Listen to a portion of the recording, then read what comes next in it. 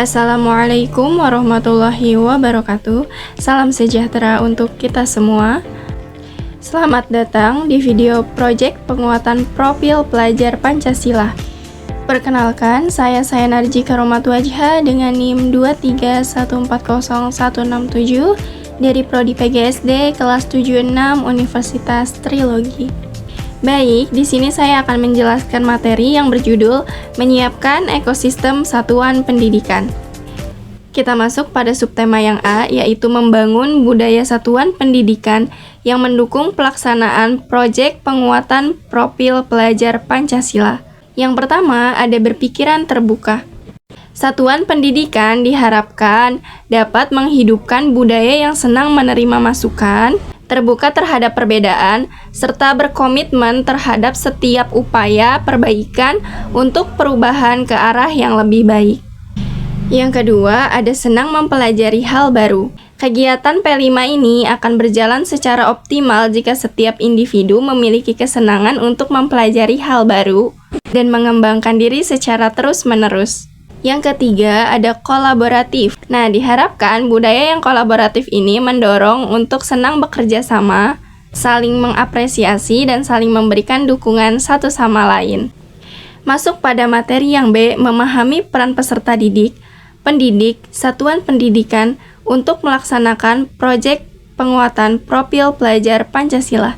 Proyek penguatan profil pelajar Pancasila akan berjalan secara optimal apabila peserta didik, pendidik, dan satuan pendidikan menjadi komponen utama pembelajaran dapat saling mengoptimalkan perannya.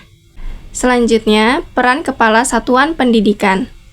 Yang pertama, membentuk tim proyek penguatan profil pelajar Pancasila dan turut merencanakan proyek penguatan profil pelajar Pancasila. Yang kedua, mendampingi jalannya proyek P5. Yang ketiga, mengembangkan komunikasi. Yang keempat, mengembangkan komunitas praktisi di satuan pendidikan. Yang kelima, melakukan coaching secara berkala bagi pendidik. Dan yang keenam, merencanakan, melaksanakan, merefleksikan, dan mengevaluasi. Mengembangkan aktivitas dan asesmen proyek penguatan profil pelajar Pancasila yang berpusat pada peserta didik. Selanjutnya ada peserta didik. Di sini yang pertama ada mengasah komitmen untuk mencapai tujuan pembelajaran yang telah disepakati.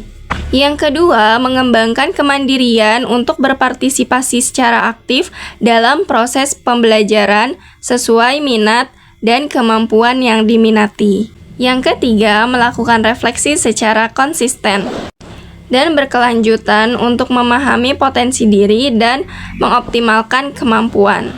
Peran yang terakhir yaitu Dinas Pendidikan Provinsi, Kabupaten, atau Kota. Yang pertama, berkoordinasi dengan satuan pendidikan, memastikan tersedianya sumber daya, sarana, dan prasarana yang cukup memadai untuk pelaksanaan kegiatan proyek penguatan profil pelajar Pancasila. Yang kedua, memberikan dukungan untuk meningkatkan kapasitas pendidik dan tenaga kependidikan secara berkelanjutan. Yang ketiga, memastikan hasil asesmen yang dipergunakan sebagai umpan balik dalam pelaksanaan proyek penguatan profil pelajar Pancasila. Yang keempat, memastikan keterlibatan dan sinergi antar pemangku kepentingan berjalan dengan baik untuk mendukung proyek penguatan profil pelajar Pancasila. Dan yang kelima, mengawasi apakah proyek penguatan profil pelajar Pancasila berjalan sesuai dengan yang diharapkan. Yang C, kapasitas pendidik yang ideal dalam pelaksanaan proyek penguatan profil pelajar Pancasila. Kapasitas pendidik yang ideal dalam pelaksanaan proyek P5 ini meliputi kompetensi profesional, pedagogik, sosial, dan kepribadian. Pendidik harus memiliki kemampuan untuk merancang dan melaksanakan proyek yang relevan dengan nilai-nilai Pancasila, serta mampu mengarahkan dan membimbing siswa dalam proses pembelajaran. Selain itu, pendidik juga harus mampu bekerja sama dengan teman sejawat, orang tua, dan masyarakat dalam melaksanakan proyek. Dukungan satuan pendidikan seperti pelatihan dan pendampingan juga sangat diperlukan untuk meningkatkan kapasitas pendidik. Nah, contoh penguatan kapasitas pendidik di sini yang pertama ada pembelajaran berbasis proyek.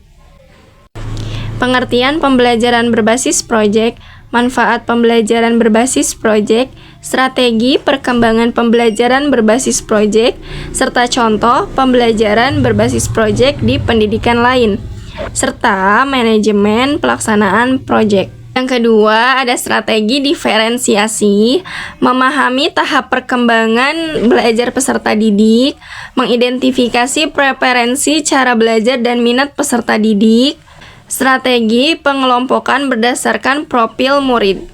Yang ketiga, ada strategi asesmen, meliputi jenis-jenis asesmen, pengembangan asesmen kinerja, perancangan instrumen asesmen bervariasi, pemberian umpan balik yang efektif, serta penyusunan dan pemanfaatan portofolio. Yang keempat, ada strategi refleksi, menyusun pertanyaan pemantik refleksi, berbagi strategi dalam melakukan refleksi. Ada strategi pendampingan, yaitu cara memfasilitasi belajar peserta didik tanpa mengurai, mengasah kemampuan peserta didik untuk dapat mengatur waktu dan pekerjaan, membangun inisiatif peserta didik. Subtema yang terakhir yaitu peran pemerintah dalam mendorong penguatan kapasitas pendidikan dan satuan pendidik dalam mengimplementasikan proyek penguatan profil pelajar Pancasila. Pemerintah memiliki peran yang penting dalam mendukung penguatan kapasitas pendidik dan satuan pendidikan dalam mengimplementasikan proyek penguatan profil pelajar Pancasila. Yang terakhir yaitu ada kesimpulan. Mempersiapkan ekosistem satuan pendidikan yang mendukung pelaksanaan proyek penguatan profil pelajar Pancasila memerlukan upaya yang sistematis dan berkelanjutan. Hal ini mencakup pembangunan budaya yang mendukung, pemahaman tentang karakteristik peserta didik dan pendidik, peningkatan kapasitas pendidik, serta peran aktif pemerintah dalam mendukung implementasi proyek penguatan profil pelajar Pancasila.